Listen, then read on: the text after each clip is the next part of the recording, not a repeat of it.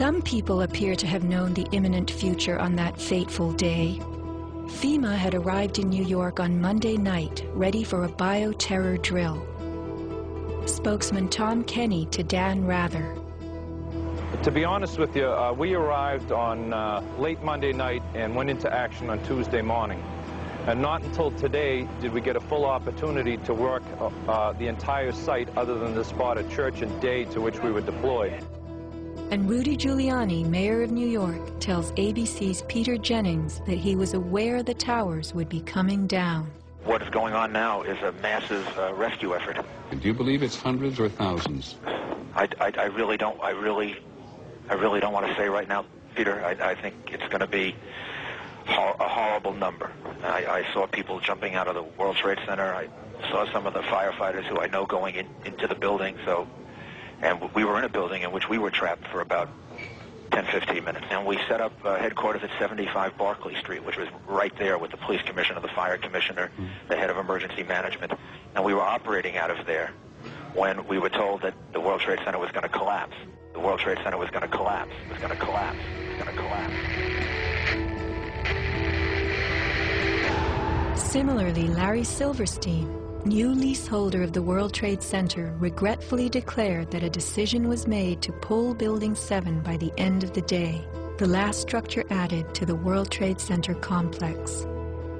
Let's hear Mr. Silverstein's actual words, delivered for our benefit in the 2002 PBS documentary, America Rebuilds. I remember getting a call from the fire department commander telling me that they were not sure they were going to be able to contain the fire. And I said, you know, we've had such terrible loss of life. Maybe the smartest thing to do is pull it. And they made that decision to pull, and then we watched the building collapse.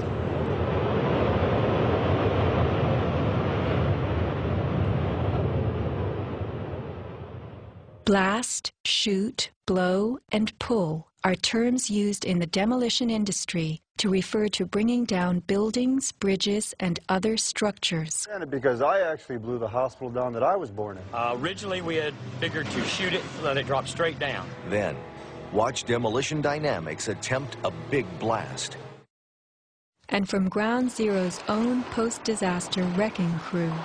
By mid-December, the Department of Design and Construction had leveled World Trade Center buildings 4 and 5. Hello? Oh, we're getting ready to pull building 6.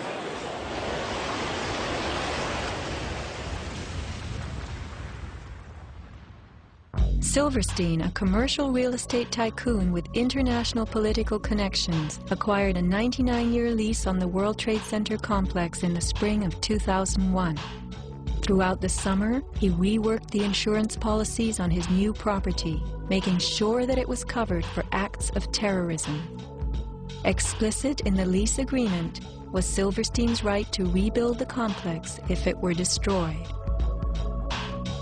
After 9/11, Mr. Silverstein fought his insurers in court to obtain double his policy limits for the destruction of his property, maintaining that the double hijacking constituted 2 disasters caused by terrorists, not just one. He won and was awarded over $7 billion, a magnificent return on his original $15 million investment. My first reaction is to think about the families of those people, the tragedy, the magnitude of it. However, I firmly believe that we should rebuild.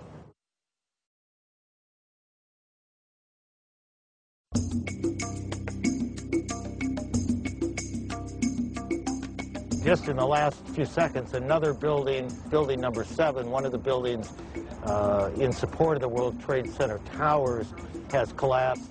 World Trade 7, functioning as the command center for the complex, housed giant diesel backup and oxygen systems, the mayor's protected emergency bunker, and offices for the CIA, Secret Service, Department of Defense, and Securities and Exchange Commission. Its other tenants were insurance companies, brokerages, and banks. No plane hit Building 7, but at 5:20 p.m. on September 11th, it collapsed in a heap on the ground. Some damage to Building 7 is said to have been caused by debris from Tower 1. Though this New York Times article tells us Building 7 burned like a giant torch, the only visuals that exist are of unidentified smoke and a few small fires. Compare this to the wallops sustained by World Trade Center 3, 4, 5, and 6. Positioned right below the towers, damage to the surrounding World Trade Center buildings was infinitely worse. Still, the structures held up. But somehow, rescue workers knew that Building 7 would fall. You hear that? Keep your eye on that building. It'll be coming down soon.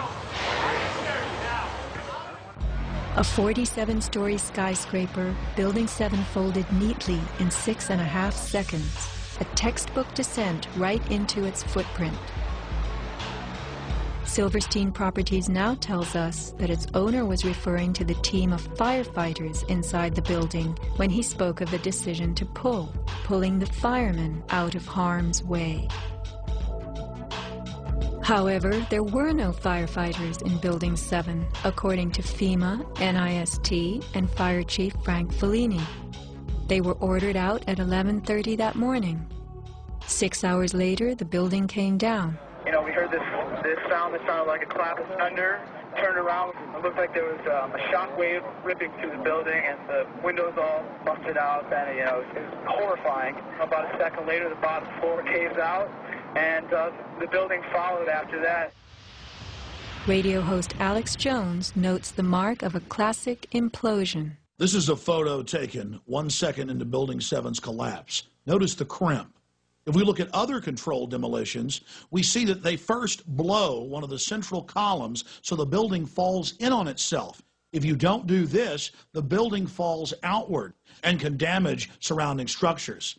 Building 7 had a classic crimp or wedge. Its central column was blown out first, so it didn't structurally damage buildings just a few feet away from it. Remember the mayor's emergency bunker? Ensconced on the 23rd floor of Building 7, it was retrofitted with superglass, water, oxygen, and its own generator. But Mayor Giuliani chose to find emergency shelter elsewhere on September 11th. Why Building 7? Even the media and its experts were confused. The History Channel interviews structural engineer Ramon Gilsons, who points out the obvious crimp and even speaks of the implosion. Engineers are not just focusing on the Twin Towers.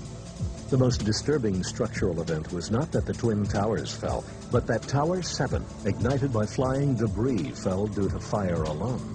Building 7 was a steel frame building, and is the first steel frame building that has collapsed due to fire. The failure of the building was an implosion, so it failed completely different than Towers 1 and 2, in which the floors failed first. Why Building 7? Let's ask the question again. As the WTC Command Center, was it the hub for the 9/11 plan? Also, in 6.5 seconds, lost forever were thousands of SEC case files on corporate fraud, including those relating to the notorious activities of giants WorldCom and Enron. A few indictments for stock fraud, but what of the $70 billion California electricity swindle? It disappeared.